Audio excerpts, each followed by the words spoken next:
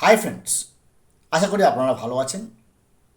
Facebook থেকে দেখলে অবশ্যই ফলো করবেন, ইউটিউব থেকে দেখলে অবশ্যই চ্যানেলটাকে সাবস্ক্রাইব করবেন, লাইক কমেন্ট শেয়ার করবেন, কারণ আপনার একটা সাবস্ক্রিপশান আমাদের কাছে অমূল্য রতন। কথা হচ্ছে কিউরিটি পিটিশন যে দাখিল হয়েছে, যিনি করেছেন প্রীতম কুমার ধীমান, 14 জুলাই 2026 সন্ধ্যে 6:38, যার ডায়েরি নাম্বার 41543/2026। এইটা আমাদের মধ্যে এত আশার আলো নিয়ে আসছে কেন? কেন আমরা এটা নিয়ে এত উদ্গ্রীব হয়ে আছি? প্রথমে বলতে হবে, যদি সমুদ্রের মধ্যে কেউ পড়ে যায়, তার কাছে একটা খড়ও তাকে সেই মুহূর্তে একটা বাঁচার সাহারা বলে মনে হয়। এটা হতে পারে। 2 নম্বর হচ্ছে, এই কিউরিটি পিটিশনটা কে করেছেন? না প্রীতম কুমার ধীমান। কোন রাজ্য থেকে করা হয়েছে? না জম্মু কাশ্মীর। জম্মু অ্যান্ড কাশ্মীর স্টেটের লিগ্যাল সেল, তারা নানা রকমভাবে আইনি পরামর্শ নিয়ে তাদের মধ্যে 3 দিন আলোচনা হয়। তাদের এডুকেশন ডিপার্টমেন্টের লিগ্যাল সেল 3 দিন ধরে এটাকে আলোচনা করে, বিভিন্ন তাবড় তাবড় সিনিয়র অ্যাডভোকেট দিয়ে, এবং তারপরে তারা এই সিদ্ধান্তে এসেছেন যে কিউরিটি পিটিশন দাখিল করা যেতে পারে, কারণ এখানে ন্যাচারাল জাস্টিস ভায়োলেট হয়েছে। আর সংবিধানে পরিষ্কার লেখা আছে, যদি কারোর ন্যাচারাল জাস্টিস ক্ষুণ্ণ হয়, তিনি যত বড় জাজ হোক, তিনি যদি সিজিআই হোক, তাহলে ন্যাচারাল জাস্টিসও মানে সবার উপরে। কারণ কোনো ব্যক্তির প্রাকৃতিক বিচার যদি ক্ষুণ্ণ হয়, তাহলে সেখানে কোনো সুপ্রিম কোর্ট, কোনো সুপ্রিম কোর্টের জাস্টিস বা চিফ জাস্টিসও তার ছাড় পাবেন না।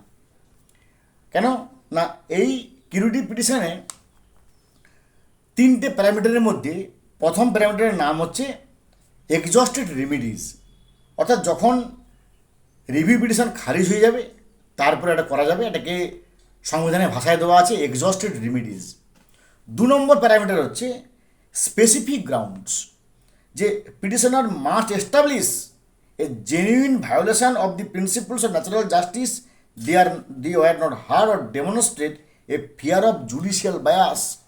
অর্থাৎ যিনি পিটিশনার, তাকে প্রমাণ করতে হবে যে ভাই এখানে একটা ন্যাচারাল জাস্টিস ভায়োলেশন হয়েছে, এবং যে ব্যাপারটা আগে শোনা হয়নি বা শোনাতে পারানো যায়নি, বা কোনো পক্ষপাত পুষ্ট হয়ে আমরা পার্সিয়ালিটি আমাদের করা আছে, সেই ভয়ে সেই আতঙ্কে আমরা এটাকে একটা এস্টাবলিশ করতে চাচ্ছি।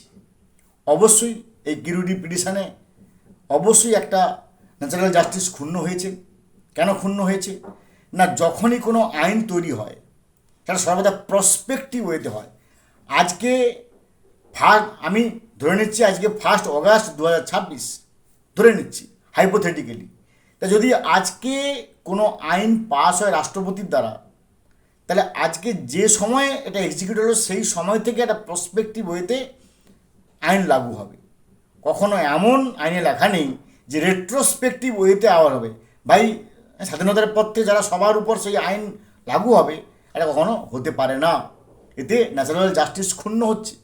অর্থাৎ 2011 সালের আগে যারা নিয়োগ হয়েছে, তারা দ্বিদেন পদ্ধতি অনুযায়ী প্যানেলাইজড হয়েছে, পরীক্ষা দিয়েছে, তাদের প্যানেল প্রকাশ হয়েছে, তাদের নামে কোনো অভিযোগ নেই, তাদের প্যানেলে কোনো কেস হয়নি, কোনো মামলা হয়নি। তা সঠিকভাবে আজকে তারা কেউ 20 বছর, কেউ 25 বছর চাকরি করছেন। তারপরে রেট্রোস্পেক্টিভ ওয়েতে তাদের উপর সেই চাপিয়ে দেওয়া, it can not be possible in the field of general thinking. তাই জম্মু কাশ্মীরের লিগেল সেল তারা সিনিয়র অ্যাডভোকেটের সঙ্গে আলোচনা করে দেখেছে যে ন্যাচারাল জাস্টিস এখানে ক্ষুণ্ণ হয়েছে, তাই কিউরিটি পিটিশন এখানে অবশ্যই মান্যতা পাবে। তার জন্যই কিন্তু আমাদের এত আশার আলো। যখনই এটাকে সুপ্রিম কোর্টে তোলা হবে, তখন এই যে ব্যাপারগুলো ন্যাচারাল জাস্টিসের ব্যাপার, যে ভাই রেট্রোস্পেক্টিভ ইফেক্ট কেন, হোয়াই আর উই বিং স্কেপগোটেড? অবশ্যই উই আর বিং স্কেপগোটেড। কেন স্কেপগোটেড হচ্ছি? না রেট্রোস্পেক্টিভ এতে যারা যারা আমরা কোনো অন্যায় করিনি, কোনো দোষ করিনি, আমরা 20 বছর 25 বছর আগে নিয়োগ হয়েছি, এখন হুট করে বলা হচ্ছে টেট দিতে হবে। How can it possible in the field of general thinking? It is utterly preposterous. তার জন্যই জম্মু কাশ্মীরের লিগেল সেল এই সিদ্ধান্ত নিয়েছে। আর 3 নম্বর যে প্যারামিটার হচ্ছে ম্যান্ডেটরি সার্টিফিকেশান, যে এটা করতে গেলে একজন সিনিয়র অ্যাডভোকেটকে সার্টিফাই করতে হবে এবং অ্যাডভোকেট অন রেকর্ডকে একটা সার্টিফাই করতে হবে যে এটি the first curative petition filed in the case. এবং আমরা ইতিমধ্যে দেখেছি যে এই 3 নম্বর প্যারামিটার হিসেবে অ্যাডভোকেট অন রেকর্ড বা AOR হিসেবে নিযুক্ত হয়েছে পৃথ্বীরাজ চৌহান। যদিও সুপ্রিম কোর্টের ওয়েবসাইটে একটা ভুল নাম এসেছে, সুপ্রিম কোর্টের ওয়েবসাইট দেখাচ্ছে পৃথ্বীরাজ চৌহান, কিন্তু ওনার অরিজিনাল নাম হচ্ছে পৃথ্বীরাজ চৌহান। এটাকে নিশ্চয়ই কারেকশন বা অ্যামেন্ডমেন্ট করতে হবে। যাই হোক, তো কিউরিটি পিটিশনের সমস্ত কিছু নিয়ম টোটো মান্য করা হয়েছে। আমরা নিশ্চিত যে কিউরিটি পিটিশন থেকে অবশ্যই টেট থেকে নিষ্কৃতি পাওয়ার কোনো না কোনো উপায় বেরিয়ে আসবে। ভালো থাকুন, have a good day, thanks.